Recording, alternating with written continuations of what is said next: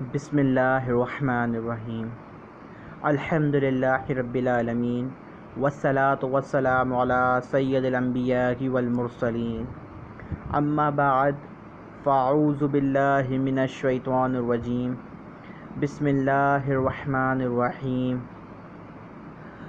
الصلاة والسلام علیک یا رسول اللہ الصلاة والسلام علیک یا حبیب اللہ الصلاة والسلام علیک یا نبی اللہ وعلی آلک واصحابک یا نور اللہ اللہم افتح علینا حکمتک وانشر علینا رحمتک یا ذا الجلال والاکرام۔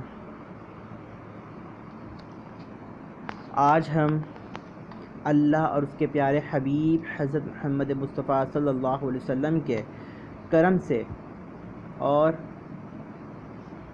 ان کی توفیق سے ہم آج خلاصۃ النحو یعنی کہ علم النحو کی کتاب کا آغاز کر رہے ہیں۔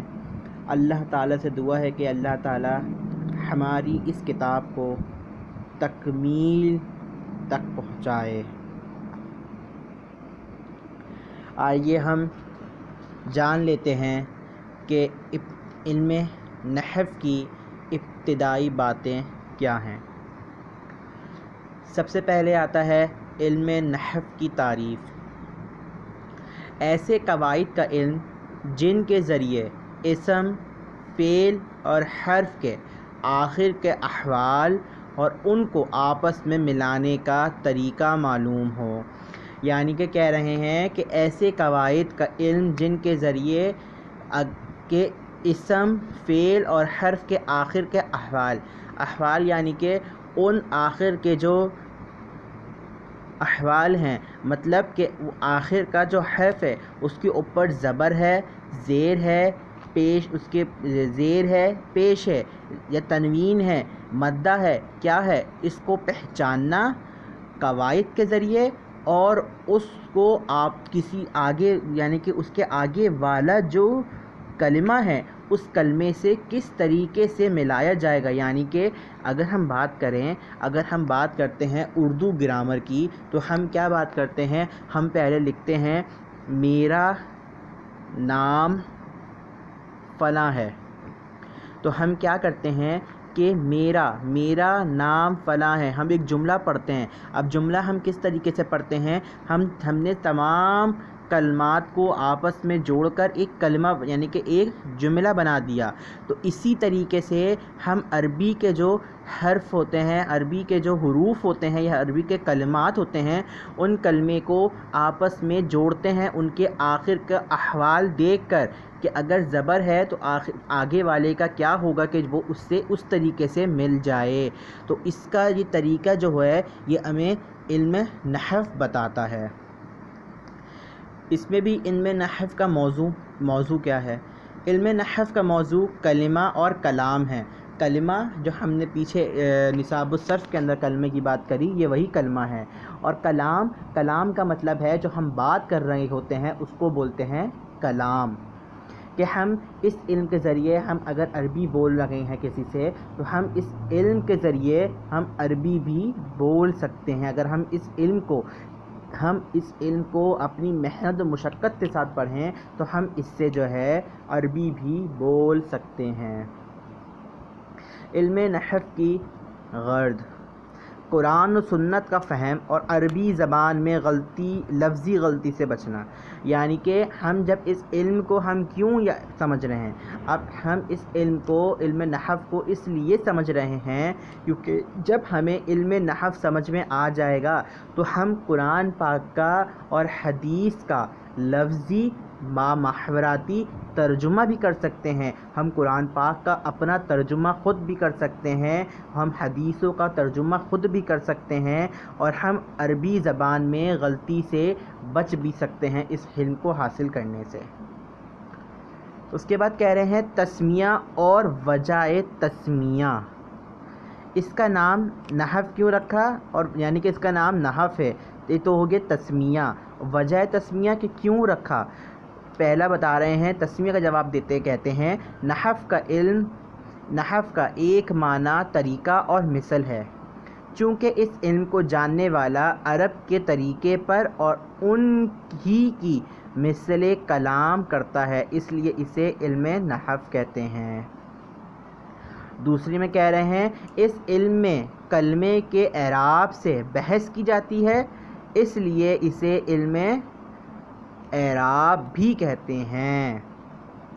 یعنی کہ آپ کو پتہ چل گیا کہ پہلے میں کہہ رہے ہیں کہ اس کا معنی کیا ہے، طریقہ یا مثل، اور کہہ رہے ہیں کہ کیونکہ عرب کے طریقے پر، یعنی کہ ہم عربیوں کے طریقے پر چل کر ان کی طرح ہم بھی عربی میں کلام کر سکتے ہیں، تو ان کی مثل ہم کلام کر سکتے ہیں، اس لیے اسے علم نحو کہتے ہیں۔ اور دوسرا کہہ رہے ہیں علم اعراب کیوں کہتے ہیں؟ علم اعراب اس لیے کہتے ہیں کیونکہ ہم اس علم کے اندر جو کلمات ہیں ان کلمات کے اوپر جو اعراب لگے ہوئے ہیں ہم اس اعراب کے اوپر بحث کرتے ہیں، تکرار کرتے ہیں، تو اسی لیے اسے علم اعراب بھی کہا جاتا ہے۔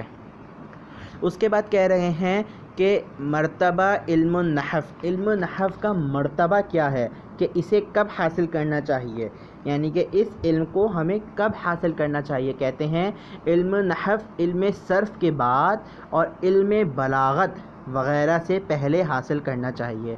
یعنی کہ علم نحو ہم جب حاصل کریں کہ جب ہم نے علم نحو شروع کر دی ہو پڑھنا، اس کے بعد، اور علم بلاغت یہ بھی ایک علم ہے، یہ بھی ہم علم آگے جا کر پڑھیں گے۔ علم بلاغت کے یعنی کہ علم بلاغت سے پہلے حاصل کرنا چاہیے، یعنی کہ علم صرف اور علم بلاغت کے بیچ میں کیا آتا ہے، علم النحو۔ پھر ہے علم النحو کا حکم کیا ہے۔ علم نحو حاصل کرنا واجب علی الکفایہ ہے۔ اب یہاں پہ کیا آتا ہے، واجب علی الکفایہ، یعنی کہ علم نحو حاصل کرنا واجب ہے بھی ہے اور علی الکفایہ، یعنی کہ اگر ہم کسی گاؤں یا کسی علاقے کی بات کرتے ہیں، اگر اس علاقے کے اندر کسی ایک نے بھی نحو کا علم حاصل کر لیا تو اس علاقے کے تمام افراد کی طرف سے اس علم کا ادا ہو جائے گا، کہ اس سب کی طرف سے اس کا، یعنی کہ اس ایک نے جو ہے اپنے پورے علاقے کے لوگوں کی طرف سے اس علم کے حاصل کرنے کو ادا کر دیا۔ اگر اس علاقے میں کوئی بندہ بھی علم نحو حاصل نہیں کرتا ہے تو پورا کا پورا علاقہ گنہگار ہوگا۔ جس طرح نماز جنازہ کا حکم ہے فرض علی الکفایہ کا، اسی طریقے سے واجب علی الکفایہ کا حکم ہے۔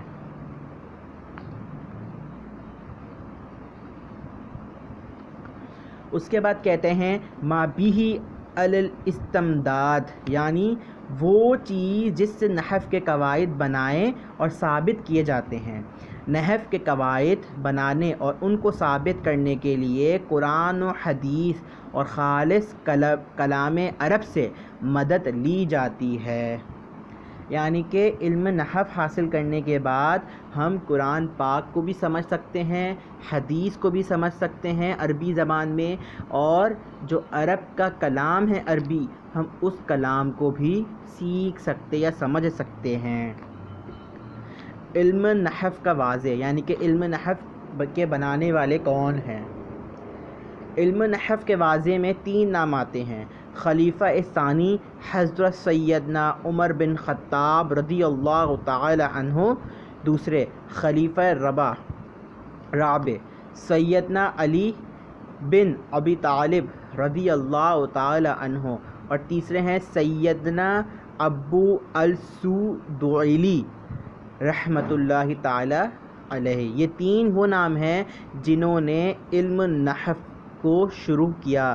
سب سے پہلے جو علم نحو کے علم کو انٹروڈیوس یعنی کہ تعارف کروایا وہ جو ہے خلیفہ ثانی سیدنا عمر بن خطاب رضی اللہ تعالی عنہ، ان کو کہا جاتا ہے عمر فاروق رضی اللہ تعالی عنہ۔ مشہور نحات، اس علم کے مشہور ائمہ اور ماہرین۔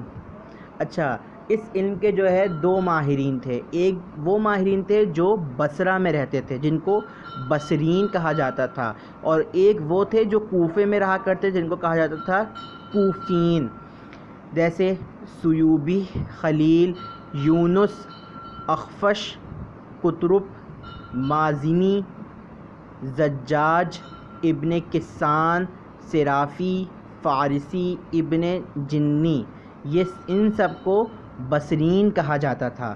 جیسے کسائی، مبرد، فراح، ثعلب اور محمد انباری کو کوفین کہا جاتا تھا کیونکہ یہ کوفے کے رہنے والے تھے.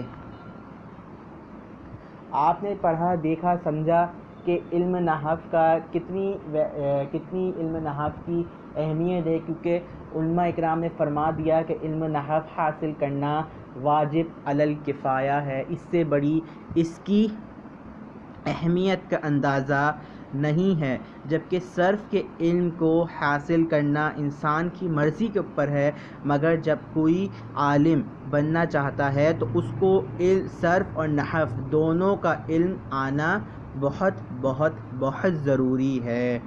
اللہ تعالیٰ سے دعا ہے کہ اللہ تعالیٰ ہمیں اس علم کو حاصل کرنے کی اور اس علم کی برکتیں لوٹنے کی توفیق عطا فرمائے. آمین ثم آمین یا رب العالمین. والصلاۃ والسلام علی شفیع الانبیاء والمرسلین.